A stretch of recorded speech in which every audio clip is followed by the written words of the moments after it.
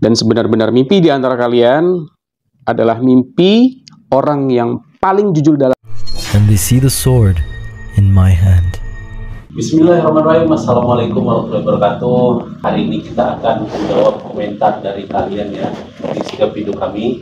Kami akan bacakan komentar kalian dan nanti akan dijawab oleh Bro Rija dan juga Pak Karnisi.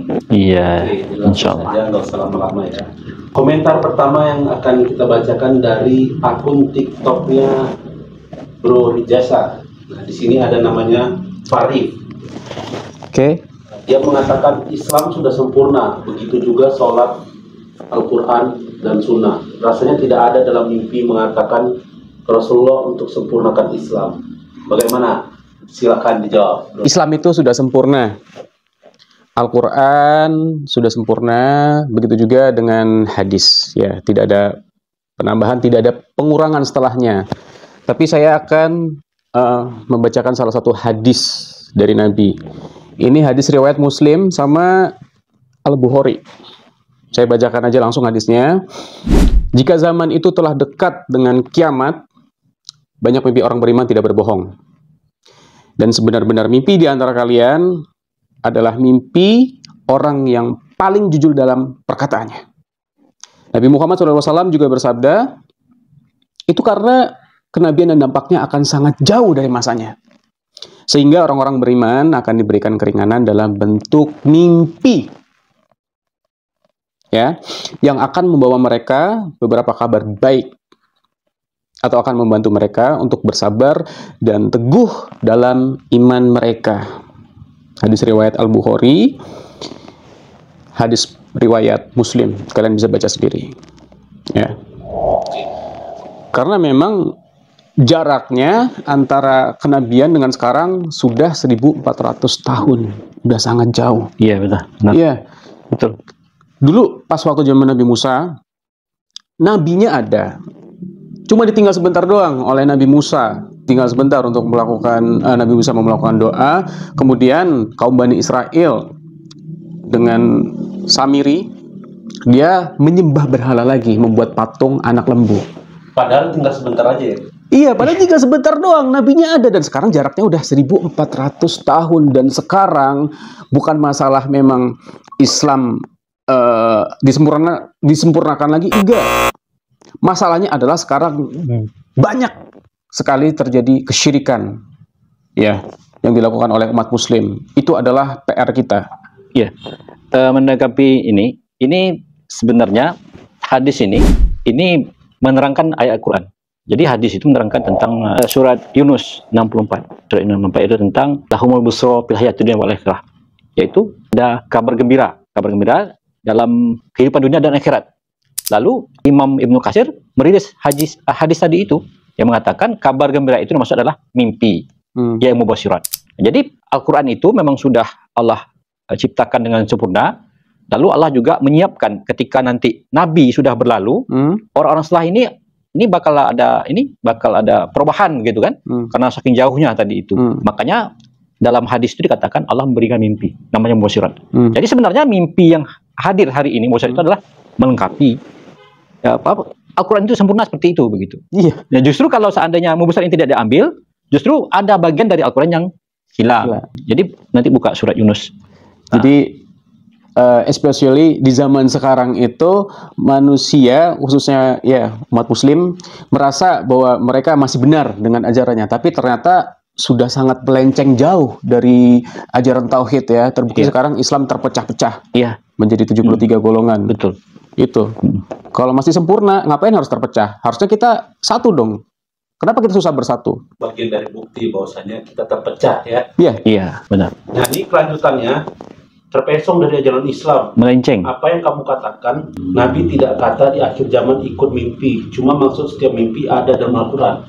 Nabi memang tidak mengatakan di akhir zaman itu harus seperti ikut mimpi begitu kan. Coba kembali lagi dengan isi Al-Quran begitu. Kenapa fungsi Al-Quran itu adalah sebagai untuk memberi peringatan gitu kan. Jadi mimpi yang diceritakan dalam Quran itu menjadi pelajaran gitu. Bagi umat setelahnya atau masa itu mimpi itu menjadi pelajaran. Kenapa? Karena Al-Quran itu bukan kisah dongeng gitu. Bukan kisah dongeng ataupun dia hanya cerita saja. Sehingga apa? Sehingga ketika hari ini mimpi ini dijadikan panduan untuk berbuat, itu sangat-sangat sesuai justru. Kenapa? Karena di dalam Al-Quran disebutkan bahwa cerita seperti Nabi Yusuf itu menjadi pelajaran gitu. Apa yang tertulis di Al-Quran itu bisa dijadikan sebagai pelajaran untuk umat selanjutnya gitu ya? Iya, betul. Kamu bilang melenceng, sedangkan Nabi aja suruh kita jangan meremehkan soal mimpi. Ya, soal al-mubasyirat. Karena dulu aja sahabat gusar, khawatir karena jaraknya jauh ya antara kenabian dan dampaknya. Terus Nabi bilang akan diberikan keringanan dalam bentuk mimpi. Ya itu kan salah satu kode sebenarnya. Iya. Iya kan? Iya. Itu petunjuk dari Nabi juga. Artinya memang tidak diharuskan. Karena memang seperti kita ini, kita hanya menyampaikan tentang al-mubasyirat. Kalian mau terima nggak terima, itu urusan kalian masing-masing. Dulu Nabi Muhammad juga waktu pertama kali berdakwah tentang tauhid, tidak memaksakan siapapun, ya. Tidak memaksakan siapapun, beliau hanya berdakwah, menyampaikan pesannya, dan kalaupun di situ ternyata beliau dan para sahabatnya melakukan perang, karena umat Islam diperangi duluan. Mungkin saya nambahkan gini, jadi bagaimana ini dibilang terpesong ya, ataupun melenceng gitu kan. Sementara ada sunnah dari Nabi Muhammad SAW, yaitu ketika habis sholat subuh, beliau menanyakan kepada sahabatnya begitu. Artinya apa? Segala sesuatu yang dilakukan Nabi Muhammad SAW itu contoh bagi kita begitu. Seorang nabi, dia ini nabi kekasih Allah begitu, paling mulia, panglima penghulunya para nabi. Wahyu turun kepada dia, Jibril turun kepada dia, tapi dia menanyakan mimpi sahabat. Coba, begitu pentingnya Rasulullah mengapresiasi mimpi sahabat itu, sehingga ketika serentak azan itu lewat mimpi para sahabat. Padahal kalau seandainya itu tidak penting, wahyu turun kepada dia, wahai Muhammad, azan seperti ini begitu. Tapi enggak. Tapi toh mimpi dari seorang sahabat, dia Rasulullah jadikan syariat begitu. Jadi tidak mungkin ini terpesong begitu. Karena dicontohkan. Satu lagi saya mau tambahkan lagi di dalam hal ini, di mana ketika ada seseorang bermimpi dengan melihat Nabi Muhammad SAW, itu mimpi benar begitu. Udah dijamin berarti ya? Udah dijamin. Udah digaransi sama Nabi sendiri. Seperti kisah Sultan Nuruddin Zangki. Ya. Itu kan Sultan itu mendapat mimpi bahwa Nabi Muhammad SAW datang dalam mimpinya, wahai Nuruddin Zangki, selamatkan, tolong aku dari dua orang jahat. Lalu dia mengambil tindakan, dalil untuk dia melakukan penyelamatan terhadap Nabi Muhammad SAW. Lalu dia datang Madinah. Akhirnya apa? Akhirnya memang kedapatan orang yang mau mencuri jasad Rasulullah itu dari mimpi begitu. Kalau seandainya mimpi ini tidak bisa dijadikan dalil, maka bagaimana mungkin hal ini bisa terjadi dan diterima umat Islam gitu kan? Iya. Sekarang Nabi juga udah mengasih garansi soal hadis tadi yang bermimpi bertemu Nabi itu udah pasti benar Nabi. Sekarang umat Muslim sendiri bilang terpesong katanya yang percaya mimpi. Pertanyaannya, siapa yang sebenarnya terpesong? Kita mengikuti sunnahnya Nabi karena kita mempercayai mimpi bertemu Nabi dan lain sebagainya, al-mubasyirat, tapi kalian malah mengabaikannya. Siapa yang terpesong sebenarnya? Di sini dari akunnya Pak Tarmiji, lalu di komentar seperti ini. Kau paham tentang syariat Islam atau tidak? Cerita yang kau sadurkan di atas itu bukan termasuk dalam syariat Islam. Nah, bagaimana tanggapannya Pak Tarmiji? Iya. Tanggapan saya terhadap komentar ini, yang pertama, di dalam video itu saya tidak bicara syariat. Jadi tidak ada hukum. Syariat itu kan hukum kan, hukum untuk melakukan ibadah, hukum yang ditetapkan Islam itu syariat. Sementara itu adalah perkataan di mana semacam sebuah sesuatu kesimpulan. Ternyata sunnah itu bukan hanya yang tampak begitu. Seperti saya memelihara jenggot, ini sunnah yang tampak begitu.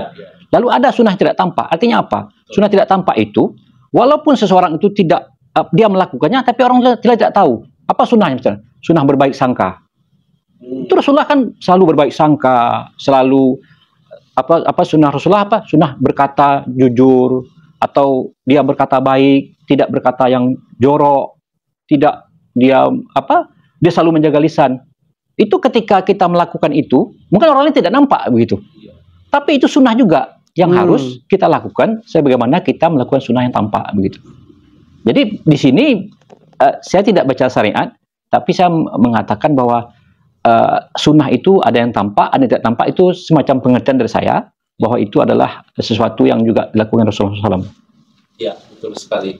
Terima kasih jawabannya Pak Tarmizi. Bahkan Rasulullah tidak pernah mengatakan sahabat yang munafik gitu. Dari sahabat tahu, tapi Rasulullah tidak menyampaikan, malah sahabat menyampaikan. Umar itu mengatakan, wahai Rasulullah itu munafik. Rasulullah tidak keluar dari lisannya begitu. Itu sunnah, menjaga lisan itu sunnah yang tidak tampak sebenarnya. Berarti intinya menjaga akhlak yang baik seperti Rasulullah itu juga merupakan sunnah. Sunnah, gitu ya. Yang tidak tampak kan? Jadi apapun yang dari Rasulullah itu adalah sunnah ya? Sunnah, iya. Jadi sunnah itu tidak harus tentang penampilan diri kita. Enggak. Dari tampak luar gitu. Iya. Yang tidak nampak juga merupakan sunnah ya. Iya. Sama seperti Rasulullah juga, dia mendengar orang bercerita dari awal hingga akhir, ditunggu sampai selesai. Iya. Betul. Di situ juga sunnah Rasulullah itu. Rasulullah itu pendengar yang baik. Iya. Beliau. Betul. Bahkan ada juga sunnah dari Muhammad SAW, yaitu ketika dia datang